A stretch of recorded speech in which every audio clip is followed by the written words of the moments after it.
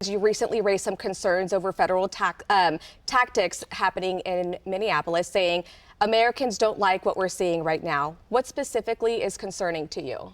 Yeah, first off, President Trump was elected because he wanted to secure the border. And there's broad agreement because the Biden administration was disastrous with the border, open borders. And that's caused a lot of problems.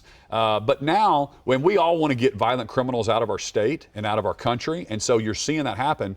But now the question is turned to what's next?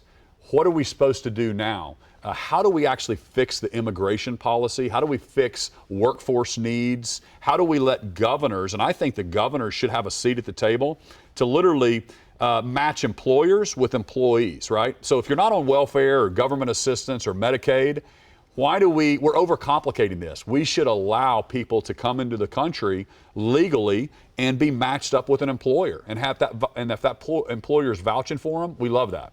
And I'm excited to see President Trump has now changed tactics. You saw him put new leadership in Minneapolis. Just today, we saw Homan talk about reducing the force because we need to turn down the temperature, and these governors need to work with the president. We're working with the president, getting violent criminals, getting people in our prisons over to ICE to get them out of our country. But we also we're taking care of our employers and making sure that we have a pathway to people that want to work legally. And I do want to talk about that a little bit more. You also said that you don't think Americans want to see every single non-U.S. citizen deported. So what policy do you support for undocumented immigrants who are working, who have deep roots in the U.S.? I mean, specifically for Oklahoma, the Policy Institute says that undocumented immigrants contribute more than $227 million in state and local taxes. Yeah, I would like to see the federal government give that to the states, right? The federal government is overcomplicating this. Other countries have figured it out. I don't even think we should give U.S. citizenship. I think we're way too free with that. Other countries protect their citizenship. But yet, if you're going to chase the American dream, if you're working, if the employer is saying, hey, I need this talent and I need this workforce, then why are we overcomplicating it? As long as you have a job and the employer is vouching for them and they're paying taxes, contributing, and you're not on government assistance, we like that.